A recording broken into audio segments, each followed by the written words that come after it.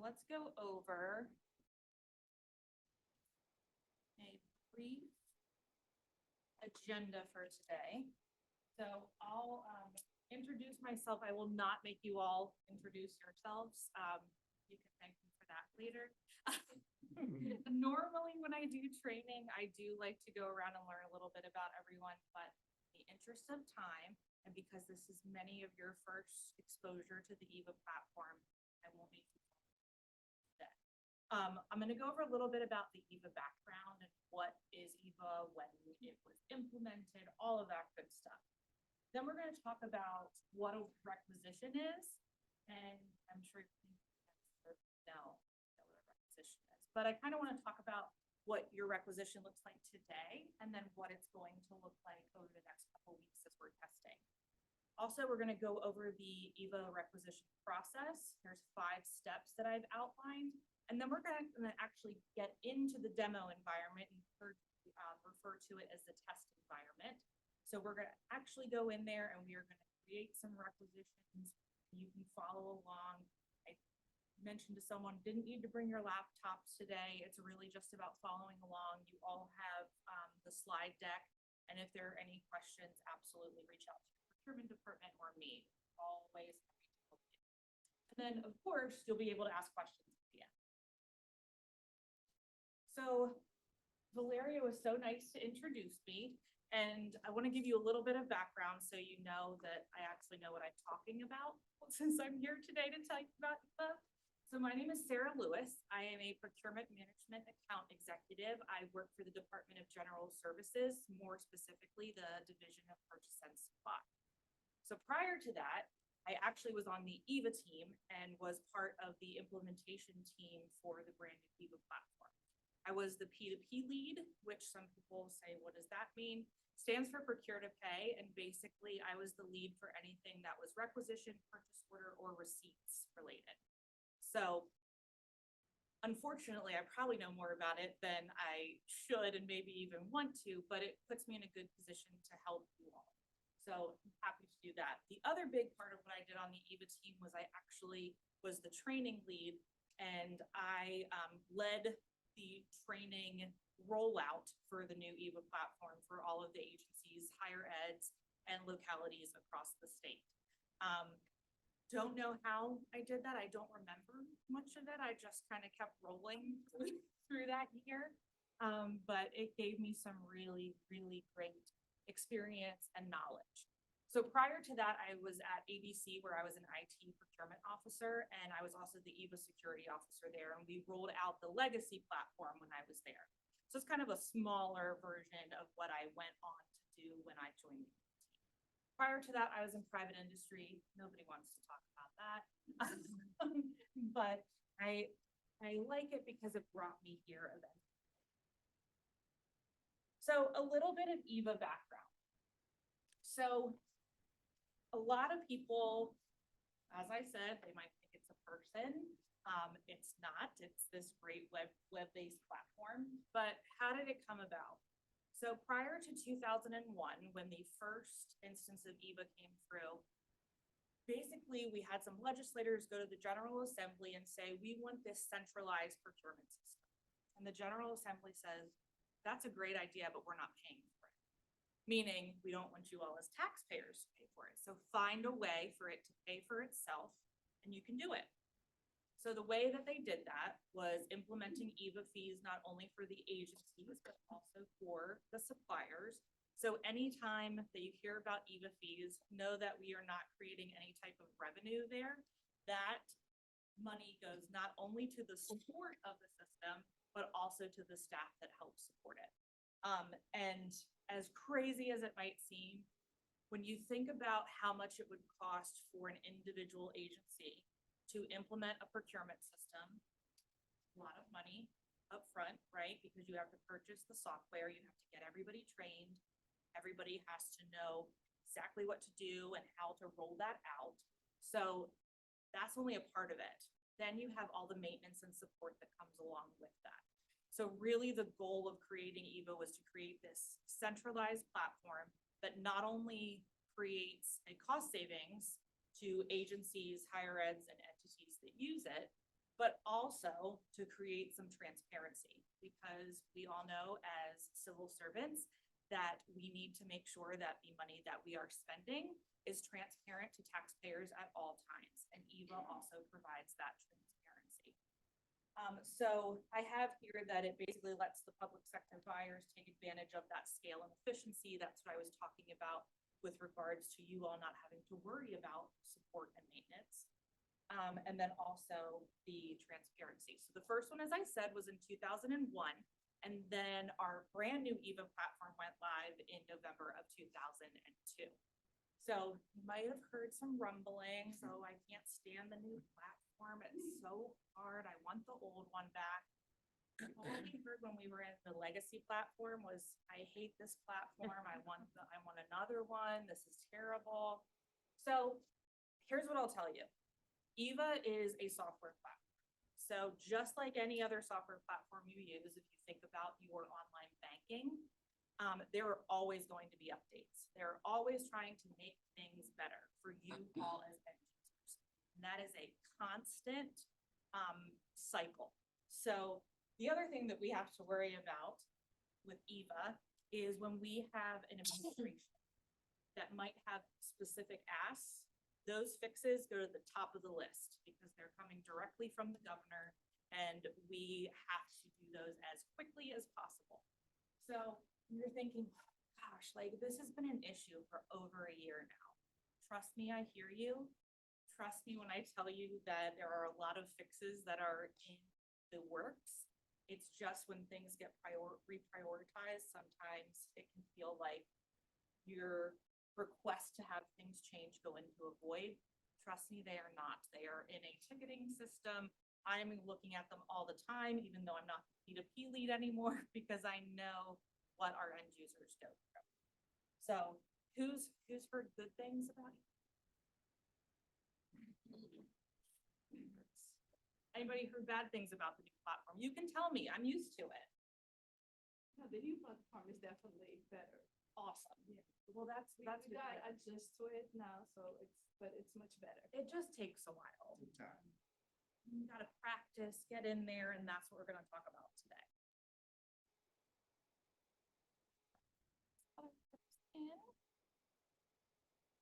And sorry for the folks that are online. You might not see my face for a second as I talk about a requisition, but I promise I'll stand up again.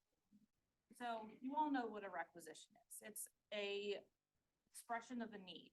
So who can tell me currently how you all do that? How do you let procurement know that you have a need? And just in case you were wondering, because I know I know that it can be nerve-wracking. I'm a new person. You're just meeting me for the first time. You're in a big group. There's people online. There's cameras. But I do have some EVA giveaways. So if you answer questions or ask questions, thank you. So how do you do it currently? Yes, ma'am. Currently, we have a purchase requisition form, and we complete out our need. If we have an opportunity to look through the supply order book, put the numbers and provide that. Sometimes we estimate the price, and then procurement may provide back the final price. Perfect. That is exactly what I was looking for. And you get one of the ones with the brand new logo. So. That's good. You do? So thank you. Yes, the procurement request form or the field staff supply request Do you have form. anybody from Enforcement. enforcement? Someone may be online. With the field staff, yeah. Excellent. So those are the two different types. So now in the future state, what are you going to do? Everything is going to be done in EVA, which you may or may not be excited about. Here's the whole thing. Really, another reason that I like EVA so much is it gets rid of paper. And it automates so many different things, including approvals. So right now you have to get approval from your manager, and then they have to sign that form before you send it to Valeria's team, right? Well, in EVA, you aren't going to have to do that because EVA knows who your manager is and it sends it to them for approval. So you won't have to go do that back and forth. Procurement doesn't have to go through all of their emails, trying to find all of your requests and making sure they respond at an appropriate time. All of that will be in the platform. So you might be thinking, okay, Sarah, that sounds great, but tell me how we're gonna do that. So if you think about what you fill out today on your form, it's going to be the exact same information. You're just going to be putting that information into. So these are the 5 steps that I told you that we would talk about, and then I will show you exactly what each of these steps entails when we take a look at the UAT environment, which is our testing environment. So creating the requisition, I will tell you that that is a button. So one little click in the platform and you'll be able to create a requisition. Then there's going to be header information. So this is similar to what you saw at the top of your current form where you're filling in all of that summary information. Then we're going to add line items. This is very similar to what you have on your form currently, where it asks you for a description, quantity, price if you know it, supplier if you know it. The only difference there might be some additional fields that you have to fill in. We'll go over those. The good news is if you are not sure about a certain field, once you submit that requisition and it goes to the procurement team, they're able to make changes. So don't have to worry thinking, oh goodness, I have no idea what to put in this field. We'll go through all of that. So adding attachments, what would that be? It could be something like a quote or supporting documentation. Please don't attach the form that you're currently using, because then that kind of defeats the purpose of why we're using EVA. But I understand it's that form that you've been familiar with. You are going to want to attach it, but just know that you don't have to because you are already doing that process in the actual system. And then finally, submitting the requisition for approval. Again, one button click. So you take creating the requisition and submitting the requisition is one button click. You really only have 3 steps left where you actually have to do something. So hopefully this will be faster for you all. Yes, ma'am. So in certain circumstances, would we attach the justification to it? Sometimes you could, I would think, right? Any type of supporting documentation that the procurement office would need to see to know how to handle your request. Yes, ma'am. Have you gotten to the step yet, or is there a step here? I know you said the supervisor would approve it, but what about a budget approver? Is Good that question. Great question. Thank you. Yes, so the system also knows what budget code you've selected, and then it will route it to that budget approver. And before we submit the demo requisition, I'll show you guys what that workflow looks like. That's how we refer to it, as the approval workflow. So basically, it's the path that the requisition takes going through the approvals before it gets submitted to your, either becomes a purchase order or your procurement office takes care of it. And so, It's one of my favorite ones. Monica, also like for the EVA platform, the cost center approver is the budget approver. So we're not gonna have like a separate flow for budget. It's the cost center approver is the budget approver. Okay, thank you.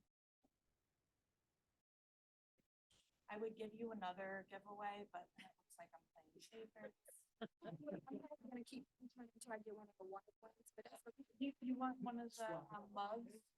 I mean, I don't see why. Okay, so I'm now taking us out of the PowerPoint presentation and we're going to go into the test environment. Couple things about the test environment. So, first of all, if I had logged in under my name, you would see a whole lot of things that you're never going to see and you're gonna wonder, what does that mean? What is that? So you'll see that I have a test user, Tom H, stands for Tom Hanks. And in the UAT environment, Tom Hanks has a supervisor, like all of you do. This just happens to be Harrison Ford. And then also Tom Hanks has a coworker named Idris Elba. So those are our three test users that you're going to see. So I like to use, testing can sometimes get really monotonous. So when you can use something that's funny like actor names, it makes it a little bit more exciting. So the first of our steps for creating a requisition is one to actually start the requisition. So where do you go to do that? So you are logged into the platform. This is the home page that you will see. You won't have as much as I do. I do a lot of testing in UAT and I have 12 different agencies in higher eds. So you'll see me testing in here a lot with all of my different clients. But when you log in, this will probably be blank until you start testing. You can also, if you want to, customize your dashboard. Dashboard is basically the page you come in on. Not something that you have to do. I just like to show people that. It's pretty cool. Also, if at any point when you are in the platform, you need to get back to this homepage, all you have to do is click on that EVA logo. So let me show you, I go to browse contracts. I'm thinking this is not where I want to be. I don't know how to get back to where I was. All you have to do is click on that EVA logo in the top left and it takes you back, which I think is nice because everybody's used to their homepage and they feel comfortable there. So that's how you can get back to it. So let's start talking about creating a requisition. So you can see that there are 5 different options up here. And when you are creating a requisition, the only one that you are concerned about is the one that says procurement, which hopefully is helpful because you realize that you are sending your request to procurement. So 2 different types of requisitions. One is your regular requisition and the other one is your confirming order. We'll go over the confirming order after we go over the requisition, but basically a confirming order is something that you have already purchased, maybe something like a meal, food for a meeting, and you need to go in and put that in EVA for transparency purposes. That's when you would use that confirming order. I'm happy to tell you that the way you do a confirming order is exactly the same way you're going to do a requisition. It's just called something different in the platform. So our first step, create a requisition. So I already went over that there are 2 types. So the second step is filling out your header information. So you can see here, here's your header information. And you first start with the name. Another thing I want to show you is any field that has this red asterisk is required. So that means you are not able to move forward in whatever you're doing without having something in there. But remember what I said, that if you're not sure about what should go in a certain field, use your best judgment and your procurement team will absolutely help you when it gets sent to them. They are able to fix the field if for some reason you've inputted something incorrectly. So the way that the naming convention is for DHP is the product, the vendor name, if you know it, the cost center, and your name. So let's see what we should purchase today. We're gonna do cupcakes because I like to do cupcakes and anything dog related when I'm doing something. Again, it's something to make it fun. So who doesn't want to think about cupcakes? I'm gonna pretend I don't know who the vendor is and someone shout out a cost center for me. 1 or 2. So the name is not the individual user's name, it's the name of the item you want to order? So there's a specific naming convention so the procurement can take a look at it really quickly and figure out what it is. And that is to do the quick description of what you want to purchase, vendor name, if you know it, you might not, the cost center, and then your name. And that lets procurement know when they're going through and they see all the requests, they can easily pick one out if there's something that needs to be done immediately. They don't have to click into all of them to figure out which one is the one that they need to work on right now. So for instance, like if you guys are ordering office supplies, so you would put office supplies, leave the vendor blank because you don't know where we're gonna purchase from, and then your cost center and your name. Or if you order from someone, for someone in your team, then you can put the team member that you ordered the item. It's good to have your procurement staff here because they know examples that I might not know. So, yes, sir. Will we still be using the forward slash to separate? Yes, we can add that in our end. After they submit, it's gonna be editable. Like that? Yes. Yes. the way we do it. Totally, different ways, different folks do it, but the good thing is that you all have a naming convention. A lot of agencies don't, but your procurement department knows exactly what they're doing, so they know, hey, we're gonna need a uniform naming convention across the board. So you can see that your organization is already filled out for you because that's set at your user profile level. It's something that I set up with your procurement team, so you don't have to worry about filling it. So the next field that we come to is the PO category. So here's what I will tell you is all you have to do is select RO1, which is routine. Don't worry about selecting anything else. If it needs to be something else, the procurement folks will change it to what it needs to be. But when Valeria and I were creating this training, we know this is a big change and we want to make things as easy for you all as possible, especially as we just begin this testing. So thought that was one of the ways. Just pick RO1, you don't have to worry about it. Gives you another field where you're not thinking, I don't know what to choose here. So the same might not be true for your procurement transaction type because there are a lot of different options here. Most of the time, you all will probably be selecting supplies, non-technology. If you're not sure, make sure it's populated and use your best judgment.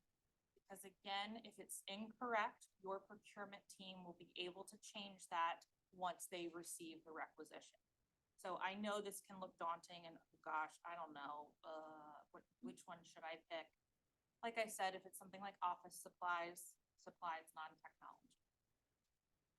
But your procurement staff knows exactly what each of those categories are, whether they want to or not. So they'll know which one to choose. So try not to worry about it too much.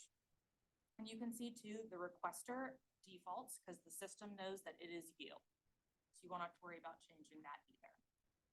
So this is where I tell you that this is a safe to see other options system. Don't repeat that to anyone because it's not a technical term, it's a Sarah term. It's the way that when I was learning this platform, when I couldn't do anything else, I was like, oh, wait, save to see other options, let me save. Because if you scroll down, there's really nothing else to see. So where are you gonna add your line items? Well, as soon as you hit save at the top, you will see that it opens not only this little side panel, which we'll talk about later, but it also opens your ship to and bill to, and it opens your line item section. So first of all, I will tell you that your ship to and bill to are also defaulted. You won't have to worry about changing. That is something just like your organization that is defaulted at your user level. So the next step is to add line items. So this is where you're putting that information in with the description and the quantity and the price if you have it.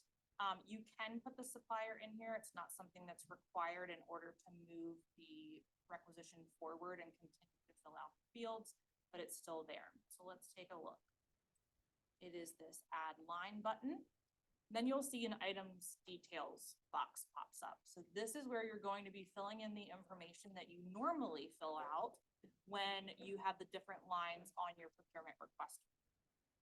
So again, the asterisk, that red asterisk means it's something that has to be filled in. Product type is defaulted to product. You can leave it like that. You don't have to worry. Detailed description. This is something that you already are doing on your procurement request form in that first line when you're listing the line items. I'm gonna say Eva cupcakes, your quantity. You can also change the unit of measure. So whether it's each, lot, box, anything like that, you do have the ability to change that. It's not something that's required. And I will show you too, one of my favorite things about the new platform is that it has predictive text.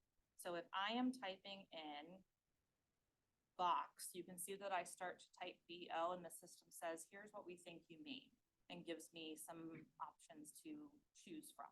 So I think that's pretty nice because then that way you're not searching through a list, trying to find it, then selecting it. You can actually do everything right.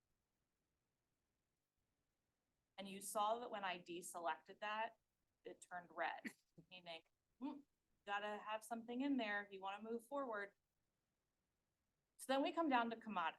Commodity is kind of like that procurement transaction type on your header, where you're like, oh gosh, I have no idea. But again, this is one of those fields where you're gonna use your best judgment.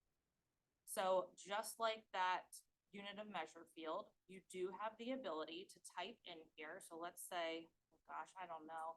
Let me type in office supplies and see if anything comes up. Well, you can see that a whole bunch of different office supplies come up. So which one do you want to pick? So remember I said use your best judgment. Pick office supplies general. If it's wrong, again, your procurement folks will be able to fix it for you. I'm assuming that you all are purchasing the same type of items over and over again. You might even get to know the commodity codes, in which case you can also type those in instead of the description, and it will still come up. I will tell you, I don't really have a lot of commodity codes memorized because I can just type in here what I need and it will bring it up. So commodity might be a little bit different for you all since that's not on the form right now, but again, use your best judgment and you can search for it using that predictive text. So then we come over here to unit price. These are really expensive cupcakes at $8 a pop. But remember, they're custom. They're custom cupcakes. They have like a little pour of chocolate or something. So that is where you would fill in the unit price if you knew it. So then, now that we've done everything that has to do with the item, we come down to suggested supplier. But can someone tell me, is this field required? How do you know that? You guys are the best, like, especially like answering as a group. Maybe this isn't as boring as I thought it would be. I should also tell you that training is my favorite part of my job. So if I seem overly excited, I promise you that is not fake. I just really like doing this. I like coming and talking to folks and making them feel comfortable with Eva because, as we all know, deal with so many different systems and a new one can be so intimidating. So hopefully today will help ease some of that intimidation. So you all are correct. You do not need to select a supplier. But there is something else that we need to add here, and those are the allocations. What's an allocation? Think of it as your accounting, your cost code. Basically, who are we going to charge this to? It's going to be a purchase. So you scroll down, you see something that says allocation chart of accounts, but really nothing else. So if I'm not seeing what I need to see, what's a good next step? Yes, you all are fantastic. I need everyone to be like you all, like listening, on point, answering as a group. So when I click save, you scroll down and you can see that an allocations area has opened up. So if you don't have anything to attach, this will be the last thing that you need to fill out for your line item. So first is that asterisk for fiscal year. Again, if you are not used to working in fiscal years, put what you think it is. Procurement will change it if they need to, or happily let you know, hey, this is not fiscal year 22, we're actually in fiscal year 24. They're very understanding. Even though I just met a few of them today, I've worked with Larry and Todd, they're very nice as well. They will not get angry if you select the wrong. Anything until June 30th is 24. After June 30th is 25. But we put a guide on that. So, I mean, sometimes I have to think about it, so don't feel badly. So other than fiscal year, there are two other fields that we need to fill out under allocations. The first one being the cardinal account. This basically lets the system know exactly what you're purchasing. And I am happy to tell you that just like the other fields we went over, you can type in these and there is a predicted text option. So you can click office supplies.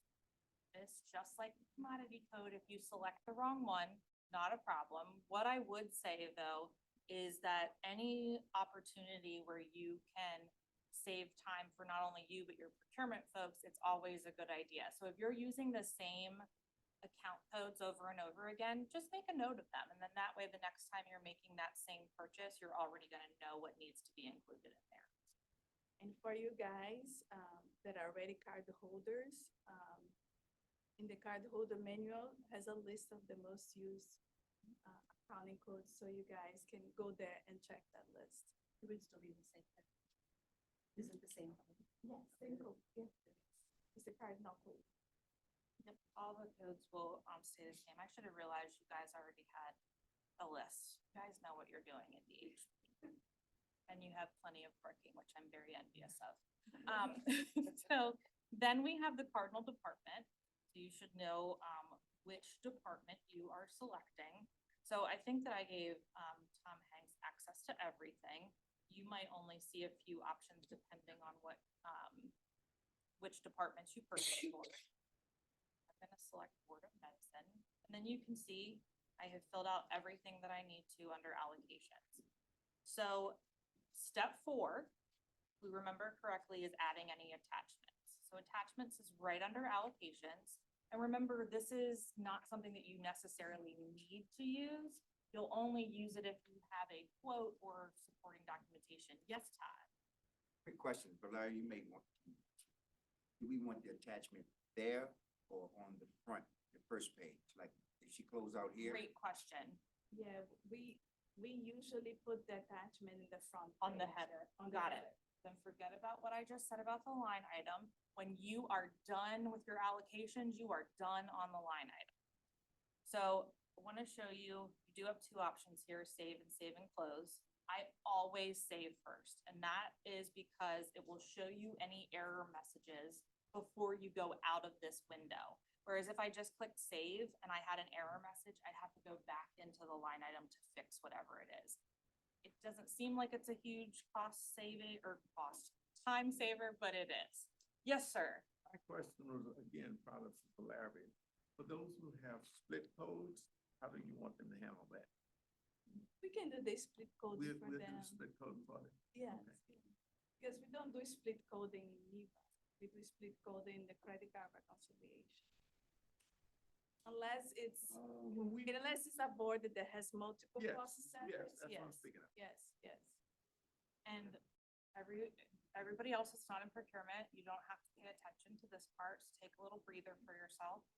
So Mel, all you'd have to do, Well, we know how to do it. you know how to do it. Yes. but we were Yeah, you speaking can about just say, that. Sarah, quiet. But you can show it here, Sarah, so people will see. Sure. Because I think Charlotte has a board. Charlotte with Leonard does. multiple cost centers, Charlotte right? Leonard. It's multiple cost centers. The other one, a funeral directors. Nursing. Nursing. I understand. Yeah, let's Perfect. do We an will do that. example of splitting. So if any of you want to dabble in this, you are more than welcome. The other thing I forgot to say is that the test environment is just that. You're not sending anything anywhere. You can't break anything. Go in and play around when we are doing this testing. So if any of you want to take a stab at it, you are more than welcome. The number one rule here is that the system will want the allocation percentage to equal 100. So I can't leave 100 there and then put 50 in here, because then I'm allocating 150% of the purchase, which is not possible. So it will say, your allocation percentage is off, go in and fix it. So let's say I'm doing 50% for one cost code and 50% for another.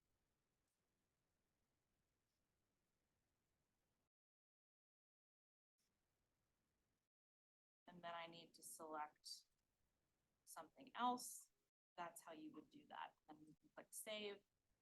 And if you have any error message, it would show up on here before you go out and say, oh, you know what, I forgot to change the 100 and it's not calculating properly. So you can see there, it has split the amount in half. Can you go back? 'Cause it looks like does it matter that you have Board of Medicine and Board of Nursing? Oh, that's just because she, Okay, I'm just- ran, Yeah. yeah, if I'm- Good question. You want to make sure. So I'm not as familiar with how things are split out, but just know that Tom Hanks has access to everything and he might not know exactly what he's doing. So, he's split it between two boards. But he's testing, so it's okay, right? Okay. So lastly, I want to go over, these warnings, these alerts, these errors. Anytime you see something that is in orange like this, it's a non-blocking error. What does that mean? Basically means, hey, want to let you know that this is happening on this line item. If you're fine with it, continue. If you're not, fix it. So one of them is saying that there's a missing order supplier. Well, we know that because we don't know the supplier. And then also log in for supplier contact. Obviously, it doesn't have a supplier contact because there's no supplier selected. But let's take quantity out, see what happens when I click save. You can see that now there's a red error. The red error is a stop sign. It is a blocking error. You will not be able to submit this requisition unless you fix that error. So I'm going to put 48 back in there, save. Sarah, can I say something? Sure. Just go to the delivery date. Can you say like that delivery date is when you need the item? Sure, absolutely. So delivery date, while it is not something that's required, it is something that's going to help your procurement department know when you need the items by. So please, if you know, put that information in there. If they're not sure or there's no rush, should they leave it blank? Okay, so that It's the way. same thing as our current form where it says need by, it's the same thing when you need by, but don't put tomorrow because that's not gonna happen. You know? It says, Yes. Yeah, it's not Starbucks. We can't just go and pick it up. and bring it in. Yes, ma'am. What about you? Sure.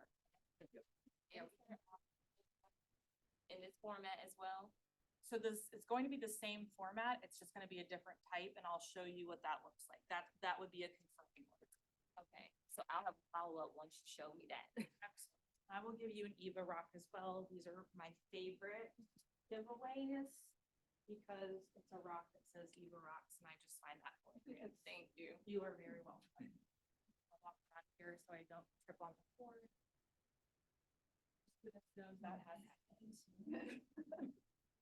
So you can select the date from here, need by date, and if you don't need it by a certain date, you can leave it blank. So now we're going to save and close. And we're gonna look at step 4, which is adding the attachment. That, you can see, here's the header information, here's the line item you just entered, and then underneath that, see the allocations that you entered, and then you get to the attachments. So again, not something that is required, but if you have a quote, supporting documentation, what was it that justification, right? If you have a justification, something that needs to be added, you're able to add it here. And it will ask you what type of document this is. Basically just wants you to say, who should see this? Can the supplier see it? Is it something that's internal? So I think most of the time you're going to want to probably select internal attachment. And then if procurement needs to change it, that's fine. So here's another instance where you don't have to worry about making a decision. Just hit internal attachment. If it's something that the supplier needs to see, procurement can make that change.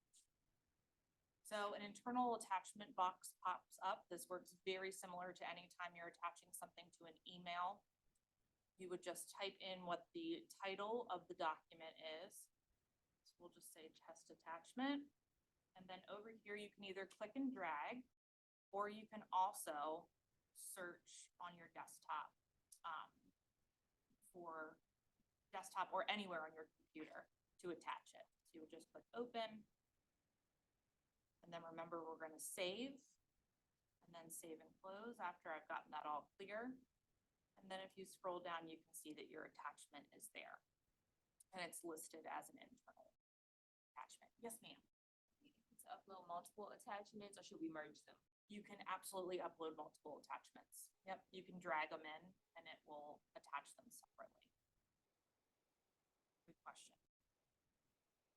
So I'm gonna click save on the header again because I wanna just make doubly sure that I don't have any of those blocking errors, and I don't. Most of the time when you have a blocking error too, you're not gonna see this submit button, which is your last step in this process. So before we submit, pretty easy, right? Hopefully, save you a little bit of time. Before we submit, I want to show you what we were talking about with the workflow. Because we talked about that your manager will have to review and approve, but also that anytime there's a cost center approver, they're going to need to approve that as well. But where is this requisition going to go first and foremost? It's going to go to your procurement department. So right now, I'm sorry I don't have everybody in there, but for right now, Todd and Valeria are in that particular role. You can see that it's called the buyer inbox. And you can see exactly where this is going to go. So first, it's going to go to your procurement department to fix anything that might need to be fixed. And that's where the actual work happens for them, where they're doing the sourcing and making sure that everything is correct, adding the line item, adding the supplier, all that good stuff. Then you can see that Harrison Ford, remember I said that he is Tom Hanks's boss in the system. So it will go to him after procurement has done everything that they need to do. Then it is going to go to your department code approver. So you can see that the rule order here, all of these folks have a 13. It means they are all in that approval profile so that any of them are able to approve. And that's actually a really good thing to have multiple people in there, because then if one of them is out of the office, somebody else is able to in their absence. Also, you can see that the rule order on here, wondering why there's not a number there, is because it's already set up that this is the way the rules will fire, the order that they'll fire in. It goes procurement, manager, will always be that way. I also should. Now, Sarah, I Mhm. like the approvers only should be Jacqueline, Columbia, the requests are like Maryland, they did not. Right, and it's probably set up this way. Valeria has been nice enough and sent me some changes that I need to make, so you might right now for today see a few more people than what might be in there. Remember, it's the test environment, but I will make sure that that is all fixed and we are good to go. I asked Valeria and Todd if we could meet after this anyway about something, so we'll talk about that and make sure everything's good to go. Thank you for bringing that up. So the only thing that's a little bit different here with this approval flow as opposed to the form that you're currently using is you're used to getting your manager's approval prior to submitting to procurement.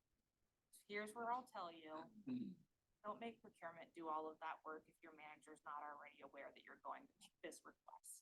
You might not have something in writing from them, but just don't let them be surprised when it goes through procurement and then gets to them and they're like, "What's this?"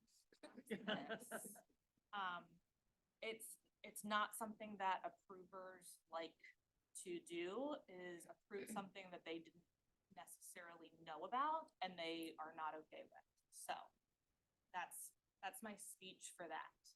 Because then you'll have to go back and change things and then they have to approve it again, and then the approvers will say, why am I approving this? So let's close this and we are going to submit for approval. How many folks in this room also do some type of approval, whether it be a coding approval or maybe you're somebody's manager? Anybody? Okay, awesome. Reason I'm asking is because I want you to see what that looks like from your side. So we have submitted the requisition and it is now going through the approval flow. And I'm gonna log out as Tom Hanks and I'm gonna log in as Harrison Ford. I know that you were like, wow, I didn't know you can log in as other people. I hate to tell you this, you can't.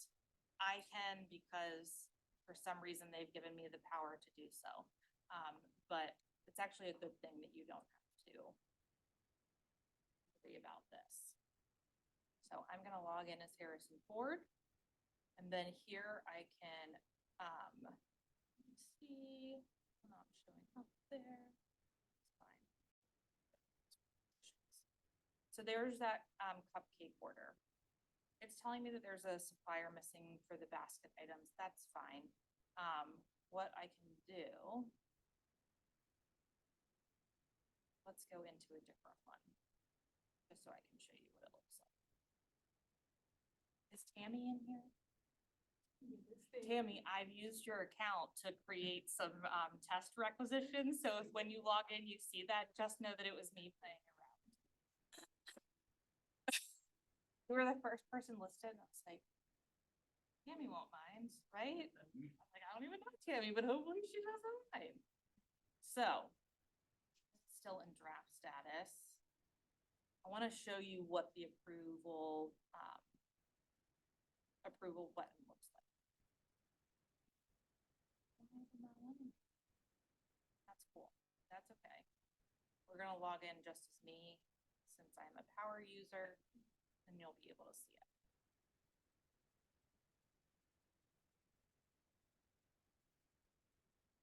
Okay, so when you are an approver, you will see two buttons after somebody has submitted it.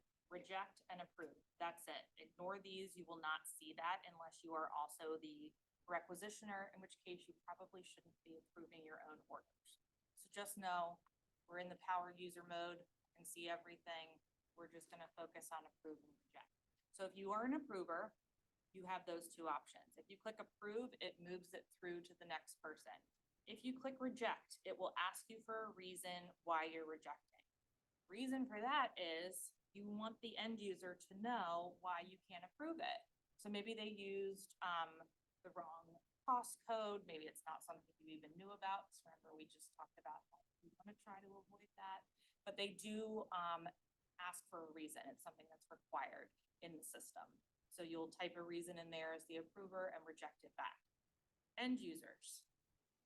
For some reason, when I'm doing training, people talk about, oh, I hate it when my requisitions get rejected. It really, really hurts my feelings. Understandable, like it's a rejection, like what did I do? Just know that it's not anything that's bad. The reason that we want that audit trail of rejecting is it also gives you an opportunity to correct the mistake and then also learn from it moving forward. I've had some people that get really, really upset with me. And I say, it's not a problem. Everybody makes mistakes. So just know that if you do get one that's rejected, it's not a big deal. You just are gonna correct it and move it along. Some folks say, well, can't you just call me and tell me what's wrong with it and then I'll withdraw it so it doesn't have to be rejected? Sure, but then remember, we're doing a lot of automation. So calling that person and saying what's wrong with it when you could have just put that in the system, it's really not saving you or the approver any time. But speaking of that, you do also have the ability to withdraw a requisition. So you can do that at any point in the approval process. If you're like, oh shoot, I forgot to add something. You are able to withdraw it. Okay, so I'm gonna go back in to my Tom Hanks account.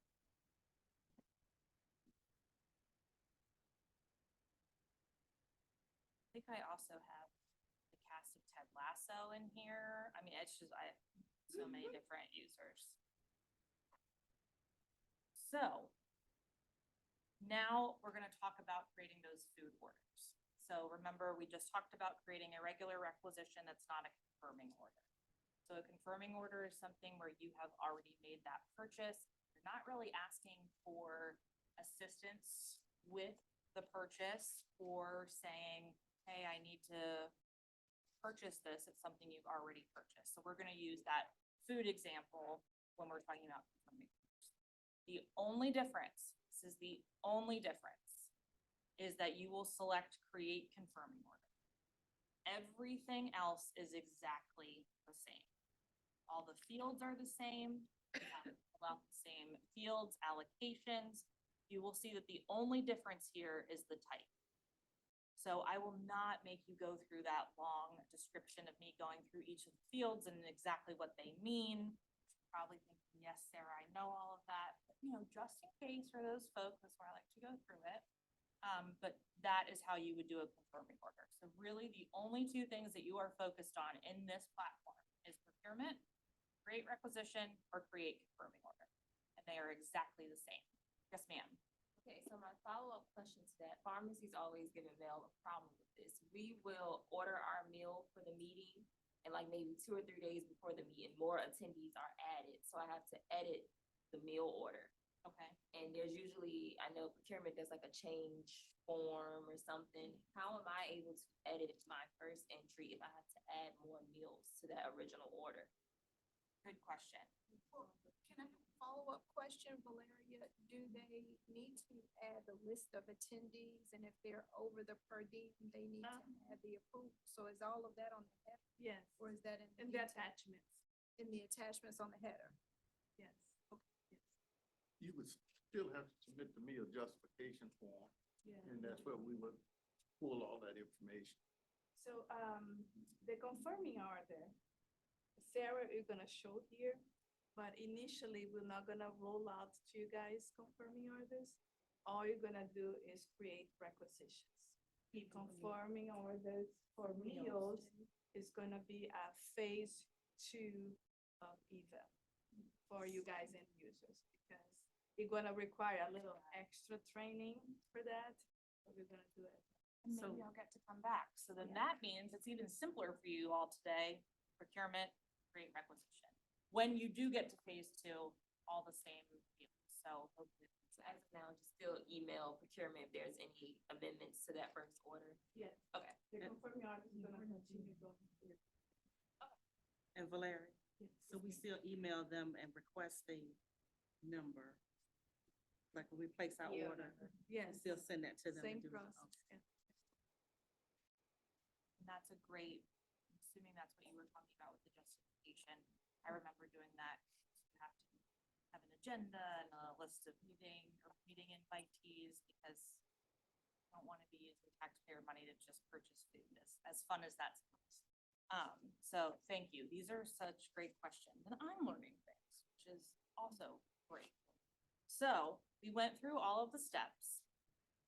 So what are you all to do after today's session?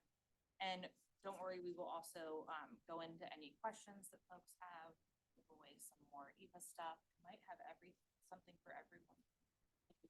Hopefully I do. Sorry for the folks online. I'll hopefully bring some stuff next time when you're in the office. You can drop by and pick something up. It's one of the perks of being here in person. So after today, and I will, after Valeria and Todd and I talk about anything that needs to be fixed in the platform, either Valeria or I will send an email out and say testing has begun, so you can start testing. So what does that mean?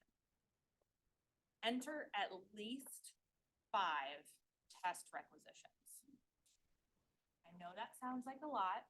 I promise you it is not. You will be surprised at how fast it goes after you do your first few. It can seem daunting at first, but the reason that we ask for 5 is not to add a whole bunch of extra stuff to your plate, but it's to test a few different things, right? It's to not only build your confidence with creating the requisitions in the platform as opposed to filling out the form, it's also testing workflow. It's also testing procurement's ability to make changes to your requisitions. So create different types. If you want to do more than 5, fantastic. I think that would be great. Go in there and play around. Really, what I tell people when it comes to software platforms and training and learning and testing, you are going to feel more comfortable the more that you are in there. It's like moving to a new place and driving around a lot so that you know where the nearest McDonald's is or the nearest gas station is. You're not going to know that unless you are driving around, you remember how to get there. So please go in there, can't mess anything up, you can't break anything, go in there and play around. The other good thing that happens when you are creating these test requisitions is you're gonna come up with new questions that you haven't thought about today. So that is another good thing because that is how we all learn, going through the practice and then also coming up with questions. So here's what I will say about questions is just so that you get a response as quickly as possible. I'm going to ask you to go to your procurement department first. And then if there is something that needs some advanced assistance, they will reach out to me. I don't say that because I'm like, don't contact me. But remember, I talked about I have 12 different clients and I might not get back to you as quickly as your procurement department can. And that's not fair to you. You guys need assistance quickly. So you shouldn't have to wait for me. If you forget and send me an email, it's not a problem. I'm not gonna say you need to go to your procurement department. I'm probably gonna get on and help you because it's just how I am. I don't like people to feel lost or scared or like they not sure what they're doing. But just some things to keep in mind. Here. So even though we said that just the credit cards for meals isn't gonna start right away, we're gonna stay with what we're doing right now for a while, would it benefit us to go in and play with it, test it? Yeah, you can, look on me either, yes.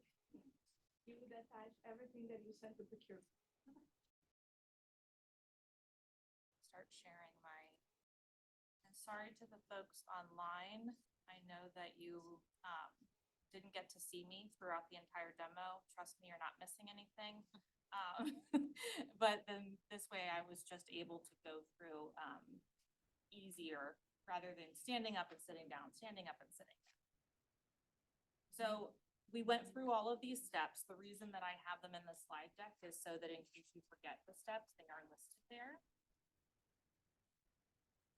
So let's talk about questions. Who has them? You all have been great about asking them so far. Maybe we've already addressed them or answered them, but who else has questions? I got a clarification. Yes, So when we name the item, we put what we're ordering. If it's office supplies, hyphen, our cost center, / forward slash cost center, / Tamika Hines. correct. Okay. And then if you know the supplier, that would come after your, what you're ordering, before the cost. Okay. But you might not. And that's absolutely. So like, I guess if we're looking in the supply room book, we can put supply room. That doesn't necessarily mean that's where you're gonna get it from. Yes, we can change that, yeah. What, I guess I should, since we have a little bit of time, I can ask you what you would like. We got mugs, cups, we have these, which Maria will probably. Or you're gonna.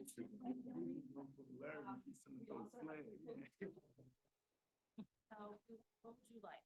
Cup. You want a mug or a cup? A cup. You get the last one. It's a first thing.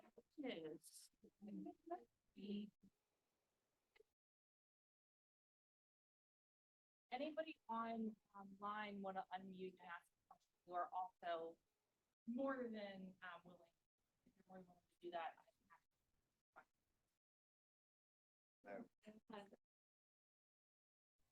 I have a question. Hello? Yes.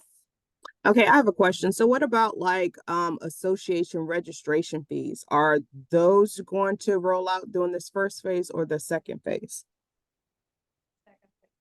Those are going to be the second phase. Your awesome procurement folks are telling me. Okay. Latasha, I would give you something if you were here and I could like pass it through the screen. I'm sorry, I can't. Oh, it's fine. I'm good. Anybody else online or in the room, any questions?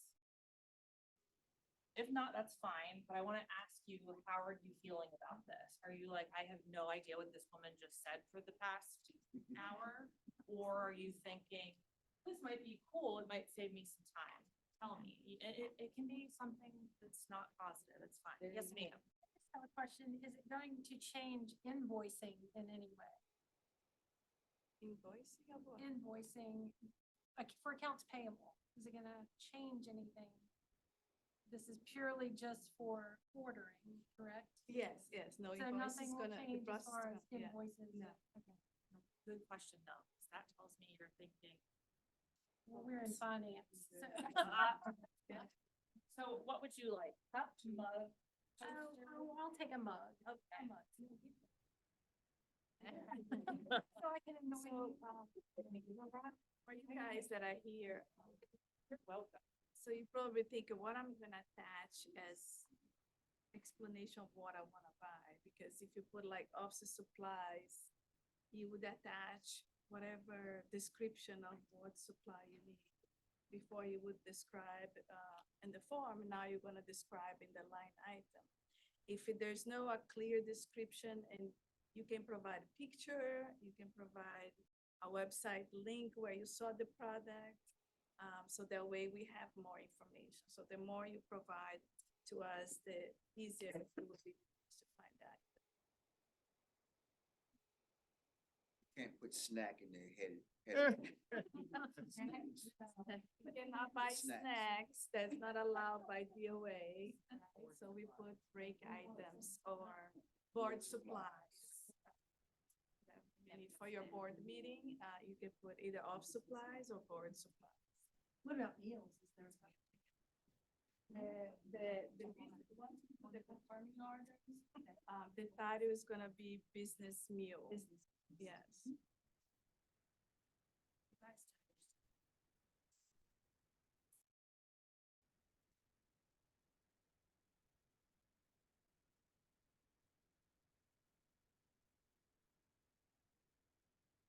Know it or not, you're already bound kind of blocked.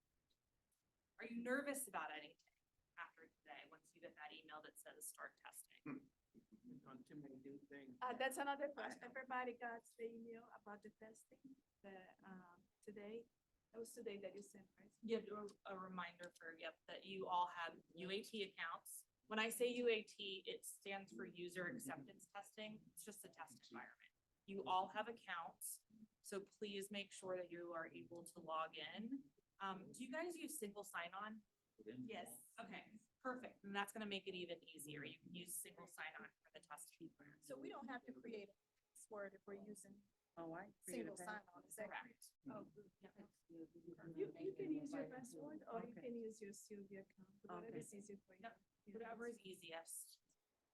And then that is one thing that I will tell you, if you have issues logging in, that is the one time that you can absolutely contact me directly. Because I want to make sure that everybody. I don't want to leave that up to your procurement folks to figure out what's going on. Log in when I can see a little bit more on. Somebody's refreshing the chat, is that actually? Oh, thank you. Let's look at the chat and see if there are any questions. Aw, of course I'm nervous, but I'm confident the procurement team will help me through. They absolutely will. Sign-on this morning did not ask me for a password. Is that a problem? It's not if you use single sign-on. So if that was the case, then you do not have to worry about it if it lets you in. So is it just your email address? It's your email address. If you're not using single sign-on, it's your email address, and then you would use your forgot password.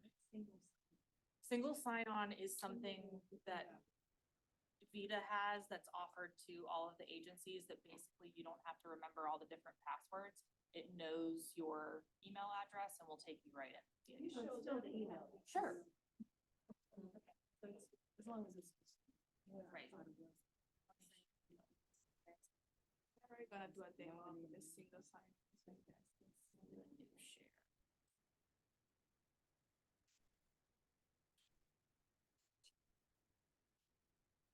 I'm gonna log out. So when you come in, what's that?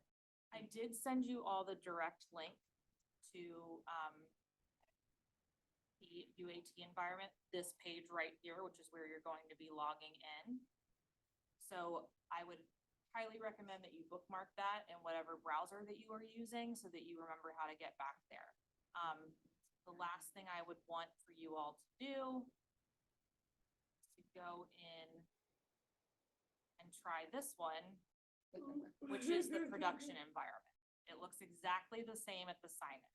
So use the link that I sent you. You probably won't even be able to get in here anyway, because we're not ready to push you all to production. So you're like, Sarah, I can't figure out how to get in, and we navigate. Trying to get into production. I appreciate your passion to get in there already, but don't worry about it. So takes this back to our UAT environment. There's two options. So here's this blue button that you can use if you already have your password set up, but you all use single sign-on. This is much easier. It says log in with your agency account. When you click log in, you'll see a list of options. You are COV. You can see that everybody else, it's either higher education or Virginia ABC, which is an authority. So that means that they are out of the VITA network, which is why they don't use single sign-on. Don't worry about that. You will just hit that COV. Well, from Virginia. And it logs you in. Yep. I forget that I use acronyms and I don't explain them, so thank you. Stands for Commonwealth of Virginia. You have to be on the network to do that. Yes. Yeah. Yeah, if you are home testing. Yeah, you're at home. to be- Yes. Yep. Good question. Sarah, when you're ready, I've got a question. Absolutely. And maybe Malari. Oh, and wait, Okay, I'm so- sorry, I do have to give, lady behind you something too. Oh, no. I give her a hard time. She's good. Oh, okay. Funny. If it's not related to what you're gonna do, Marty, we can talk after. It is similar to that. Okay. Just I'm good. one more quick step. My brain is wrapped around, okay, we go through the requisition, the approval process. That's lovely. When do we get, the punch-out catalogs involved? We have to wait until all the approval processes come back to us, don't we? No. Once they submit the requisition, it's gonna come to our buyer inbox. And that's when we're gonna do our catalog, all that part. And then we submit to go to their cost center.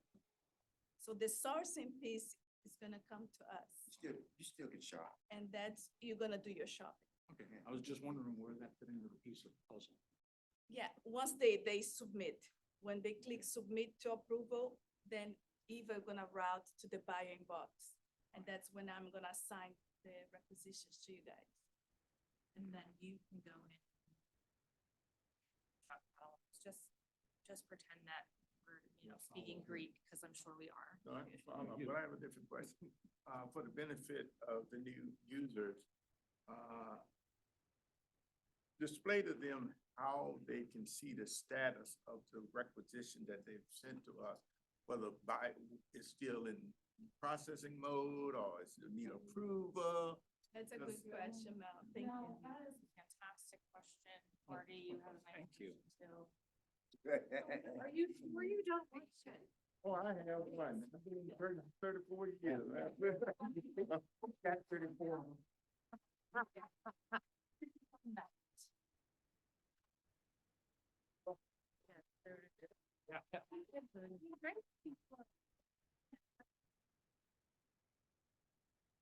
So, after you log in using single sign-on, preferably, 'cause it's easier, you see that you also have this box next to my to-do list. If you're not an approver, you won't have a to-do list. It says, what's my order status? So you can see your orders here and click into any of them, or you can go to browse requisitions. And this box will automatically be checked. It's not checked because I unchecked it. And you will see that it only brings up requisitions where I'm the requester. Gives you a status here, which is one way. So you can see if, oh, I haven't submitted that one. It says that it's in progress. It'll show up in blue. But let's say you want to see one of the ones in progress exactly where it is located in the approval flow. You are able to click in, see it says in progress. And then you have three options here on the left. And if you click on workflow and click on upcoming approvals, you can see exactly where it needs to go. You can see who's left. Here's the other thing I will show you. don't let this page intimidate you, the workflow page. It looks like a lot of information, and it is because it's all the background stuff that the system is telling the requisition what to do based on the data. What I will tell you is the place that you really want to focus on is this approval history. Don't look at anything else. This whole tree can be very confusing. Pretend it's not there. This is one of the enhancements that I was talking about that I have requested since day one of Go Live. I would show you all the enhancement requests I've put in since the beginning, but that's boring. But it's one of the things that we're working on is to make sure that this is clearer for you all as end users, because it intimidates me. So I don't even understand everything that's going on here. I just know I need to go to approval history. You see these little dots here. And basically this is telling you that this step has already been completed because it's a green dot. And where it is currently will be that orange dot. It's the current place where it is. So it lets you know, Sarah, you better get on that and do some work in it or approve it or whatever needs to be done. So you are able to go in and see exactly where your requisition is. Yes, ma'am. I have a question. Let's say someone has sent something through and they're waiting for their person, whoever their approver is, to approve it. Is there a way to like refire it in some way without like having to withdraw it and refire? Is there some way to like, other than going down to their office and saying, hey, I need you to approve something in EVA, is there like, do you understand what I'm saying? Yes. Like a tickler type thing? Yes, so the whatever. only way to do that is to withdraw it and resubmit. Yeah, which that's what I've done in the don't- past. bless you, which I don't recommend. Yeah. Because then it's just going to show up again. What I will tell you is that your approver, your manager or the cost code approver gets an email and Okay. lets them know you need to go in and do this. Unfortunately, that's gonna be one of the things that's not as automated. If you're like, hey, I'm on Mel. Hey, Mel, could you take a look at that requisition? It's in there a little bit. That's one of the things. So there's no refire in order to revisit that step and give them a little nudge. Okay, no problem. But great question. Maybe a good enhancement too. Like, just like a little, remember when Facebook used to have like the poke thing and it meant something different, I know, but it would be like, reminder, reminder to do this. Yeah, absolutely. In fact, there's my. There it is.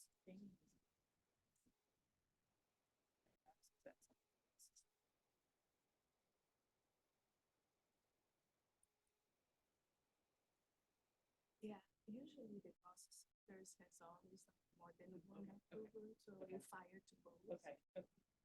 So I'll make sure that both of them are there. They should be.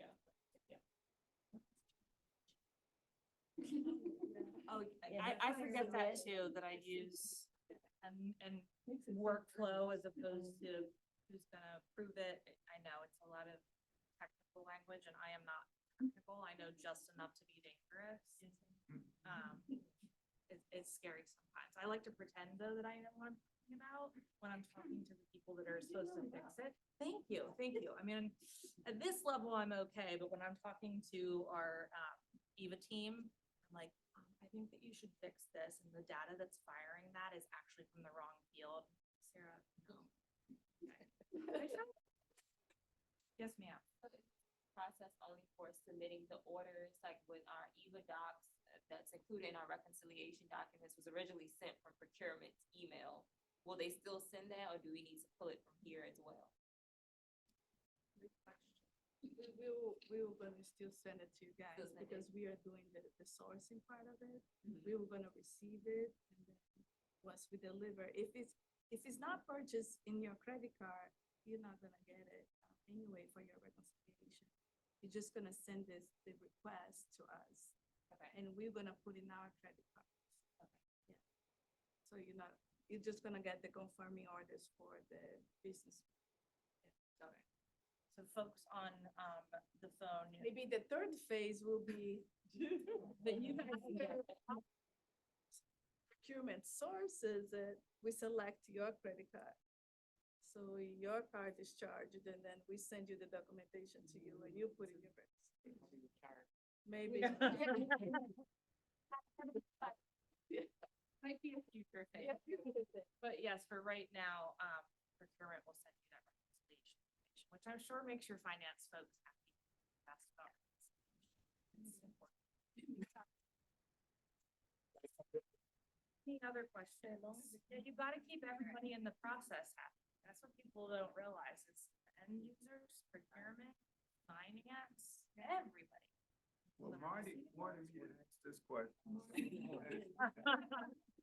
And it took Valeria. Will you be issuing the procurement team our own flags so we can send them out? Sound like Martin. I'm the fall guy. So, you talking about, Sarah, the rejecting, like, don't reject it because people get a lot of feelings about rejecting it. So for my team, for most part, I don't reject their orders. I do email them and say, can you please change this? Because it hurts the feeling that I reject their orders. Right? I told you. It hurts people's So, feelings. we have Bank of America. Oh, yes. So when there is some missing documentation or something was not included in their reconciliation, Bank of America gives me the option to flag them. Oh, boy. So they get a flag to say, the same thing I do for the end users when I audit. I flag you guys to say this documentation is missing. So Mel gets really like, my flag, Got it. Really. let's go away. I do remember Bank of America Works and being able to do that. And it was along the same lines as rejecting. Like, you flagged my purchase. And I was like, it's not a problem. You just look at the comment. And we can just fix that so we can pay the Bank of America statement. We didn't. Awesome. I was thinking it was like flags with your names that you could like put outside your. We would, we would, that's what they would. Or like, you know, when you retire from state service, that they give you a flag that flew above the Capitol. Thought it was maybe something like that. I was like, this sounds cool. Any other questions? I'm not seeing any in the chat. Make sure I don't have anything left in my presentation. Oh, thank you. So, thank you all so much. I know that that was a lot of information. I know this is going to be a change. I appreciate you all being so attentive and asking great questions. Even if you didn't ask a question, or if you did and want something and I forgot to give it to you, please come over here and pick out whatever you would like. You don't have to ask permission, just take it. Thank you. Thank you.